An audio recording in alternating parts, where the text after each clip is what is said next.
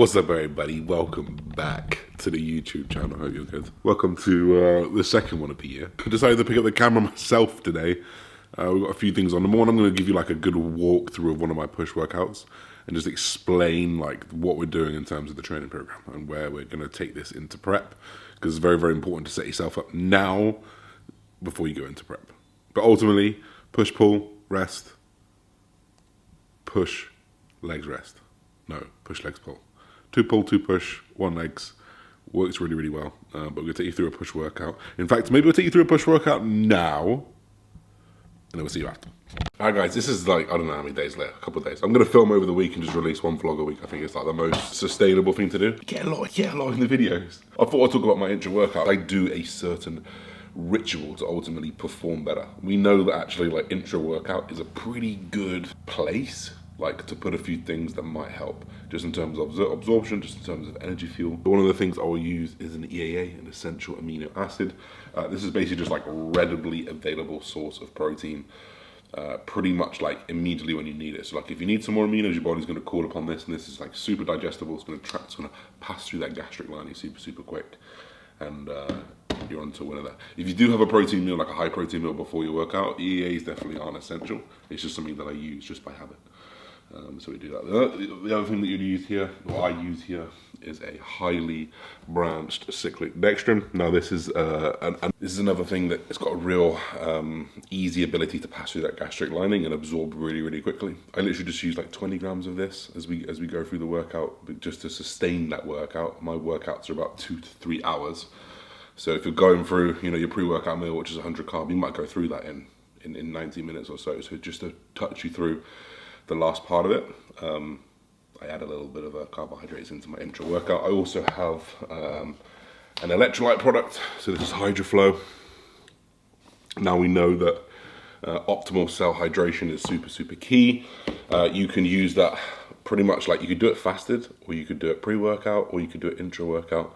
Those are like my 3 main places that I would put electrolytes, because ultimately we're using these to perform better. So the better hydrated the cell is, the better you're going to perform, the bigger pump you're going to get as well. Finally, creatine. I use about 10 to 12 grams of creatine.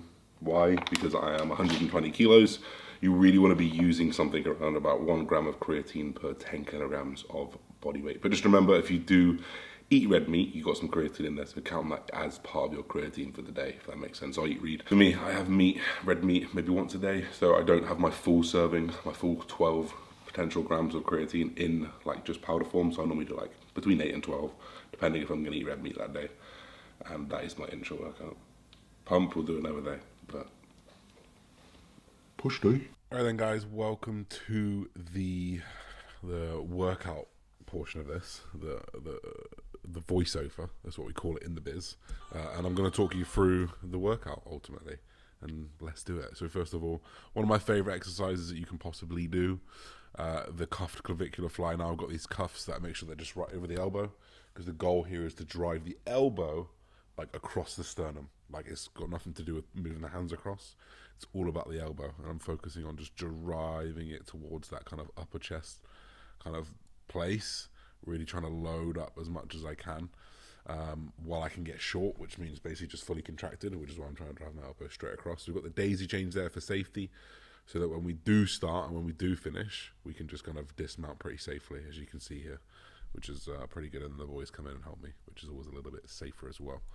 Second exercise, now this is kind of like my big incline movement. We actually do this on both Monday and Thursday push days. The reasoning is because we don't have too much else option for an incline at the moment.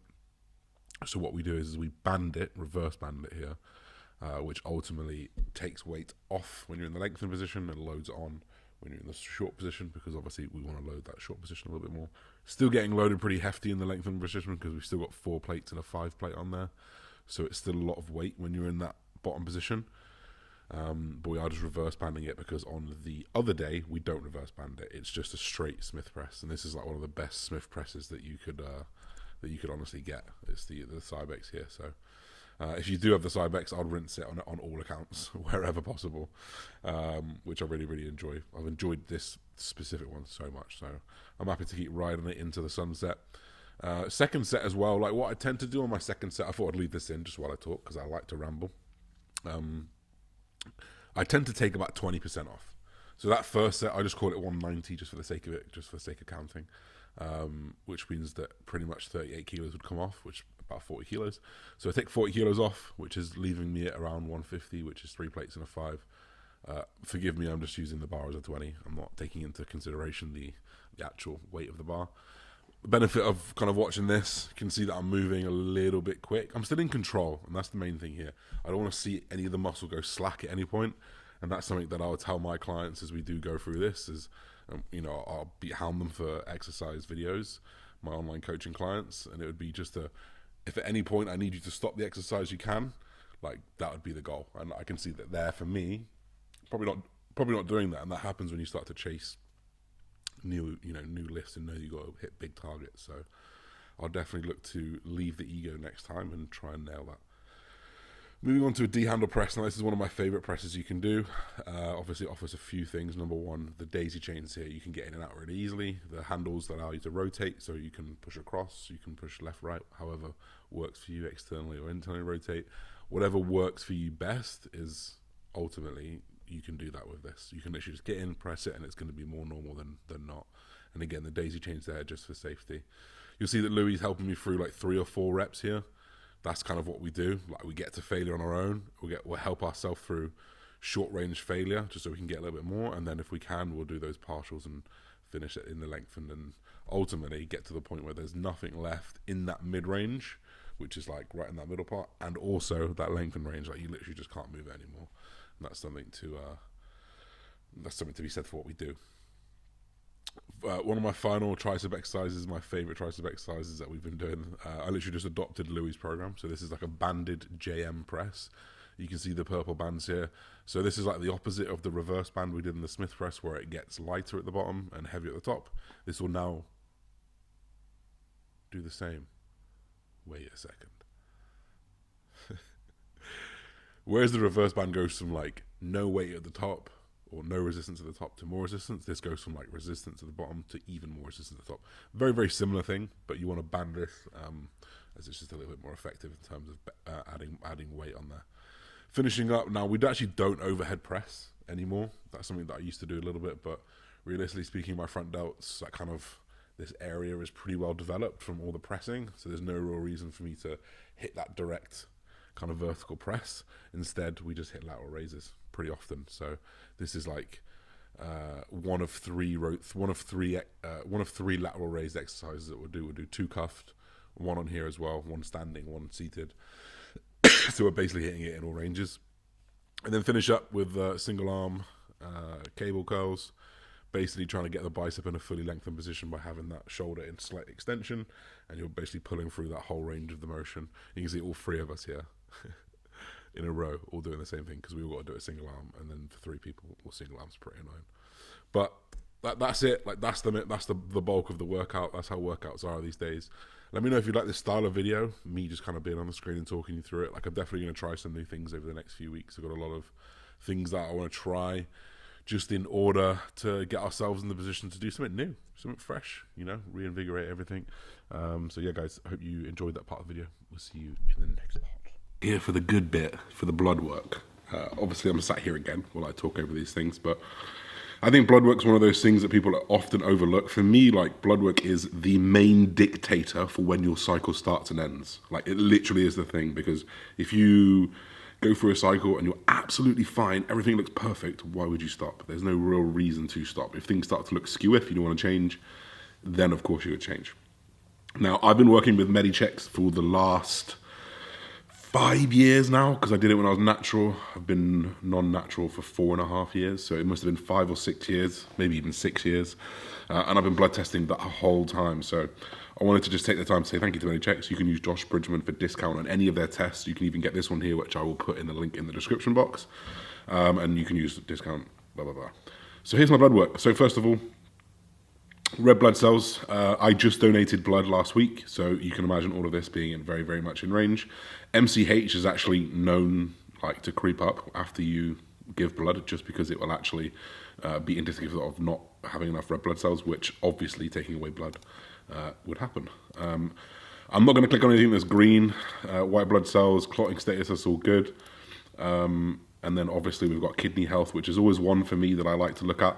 Creatinine is nice and high. I'm obviously taking creatine. I'm obviously working very hard, so creatinine excretion is going to be high. EGFR. Now, this is something that isn't extrapolated against your race, your gender, your height, your weight, your muscle mass. All of those things will affect your EGFR. So what I urge you to do is to go on to, and I will link this in the description again, will be the Kidney Foundation, which actually calculates your accurate EGFR, extrapolated against all of those metrics, which is really, really important to do, because I thought I was like stage 3 kidney disease for a long while. When I had like 40s and even 30s EGFR sometimes. But once you extrapolate that across your body and everything else that needs to be taken into consideration, EGFR for me is absolutely fine. So just above the marker here, which is why it's red, I'm honestly not so worried when your peak cycle, this is peak cycle right now, peak food as well, and peak muscle breakdown to be expected. Now, liver health naturally can be affected by just training hard again. So alanine transferase is a little bit high, as well as using anabolic steroids. This is just to note, like, you want to see that number coming down over time. If it is going up or not changing, then please do check it out. Alanine transferase will come down quite easily just because it is part of your liver. Your liver is extremely regenerative. So you can be a little bit more leeway, not completely, but a little bit more leeway with your liver markers. Unlike your kidney markers, which you kind of want to be bang on where possible. Now, proteins, SHBG is naturally going to be super, super low here where I'm high on androgens. We're going to see that number come down, right? But total protein, albumin, globulin, all in very, very good places. HbA1c is in a good place, which is good. To be noted, it's a little bit high. I actually noted that my fasted blood glucose is creeping up a little bit. So in order to counteract that, I've just introduced metformin at 500 milligrams in the evening, just to help bring that number down. Obviously using growth hormone, eating 600 grams of carbohydrates every day, eating 300 grams of protein and 4,000 calories every day, you're going to have a lot of insulin dump. So it's very, very important to be monitoring that HbA1c, which is a snapshot over a 90-day period. So that's what you want to be tracking. Cholesterol, now this one's probably the worst out of all of this. Total cholesterol only just out, which is why it's red. Like, just think if that was 0.1, it would be green. If that was 0.6 down, it would be green. If this was 0.3 down, it would be green. If this was 0.3 up, it would be green. So I'm not far out. The thing we want to be looking at here is that total cholesterol to HDL level. Naturally, with HDL being low, that level is going to be high. The main thing I'm looking at here is HDL, LDL, and triglycerides. I want those triglycerides as low as possible at all times, and I want that ratio to be favorable. So from here, I can see that I need to attenuate some LDL cholesterol. Obviously, I'm peak off season. I'm having 3 or 4 off-plan meals per week. I've got a lot of fat going into my body. LDL is expected to be creeping up. HDL coming down using testosterone. Honestly, like, this is after a 16-week cycle. 0.7. I was 0.98 when I was natural, so this is a really, really good marker for me. And we do know that HDL might not be entirely indicative of heart-associated diseases. So I'm pretty positive so far. Muscle health, creatine kinase, woo, buddy. Do you even muscle breakdown, brother? Yes, I knew this was high. My urine has been a little bit yellow, no matter how hydrated I am, which is suggestive of a lot of need to clear. Why would I need to clear? Toxins, clear things that your body needs to get rid of, because I have high muscle protein breakdown. A lot of training, hard, heavy lifting, repeatedly for weeks on end. So we expect that to be high. That's very, very high. You do want to see that come down. This is probably like even close to rhabdo in some cases. So it's important to be very, very careful of that. Obviously, my iron is fine. That's to be expected to be low after giving blood. Thyroid, perfect. I always have really high thyroid, which is good. A good thing to note here is TSH. When in conjunction use with growth hormone, we can expect TSH to slowly reduce. So it is important to note that if it ever does creep over into too low, then it'd be important to supplement with T4 alongside growth hormone, which a lot of people do, but without supporting blood work. So it's really important that you get to that supporting blood work first. Then hormones here. Honestly expected this to be way higher. Like, I'm using 500 milligrams of testosterone, which tells me that it's probably not 500 milligrams of testosterone. At 46.9 nanomoles, like, that's not crazy high for 500 milligrams after 16 weeks, and estrogen being at 225. Like, estrogen nice and controlled from primo, testosterone not crazy high, probably from primo as well, but there's a lot of room where we want to get that up, honestly. But prolactin in a good place, prostate's in a good place. Like, my most important things when I'm looking at blood work are going to be kidney, your hormones, and probably like prostate, and then things like cholesterol afterwards. So all in all, guys, while there's a lot of red markers on there, which I can appreciate for the average gym goer, is probably going to be like, what the fuck are you doing, boy? This is the reality of taking steroids. Like, you are going to kill yourself slowly. The one thing that I have really, really, really benefited from is being so on top of my supplements, so on top of my training, so on top of my sleep. My cardio has been really important. And also, I didn't get so fat this year. My liver and my kidneys and my cholesterol were awful even after 8 weeks off last year. So I think that has been the biggest turning point in my bodybuilding career so far. So guys, that is my blood work after using steroids for 5 years, after being on blast for 16 weeks. This was taken peak blast. I'm still on right now. So for me to look at this peak blast, guys, if I'm honest, I could be looking at shows and just going straight in 8 weeks or 10 weeks or maybe 12 weeks, which is crazy. So I'm looking forward to this year so much, guys. If you like this video, don't forget to like, comment, subscribe. We'll see you in the next one. Peace, everybody.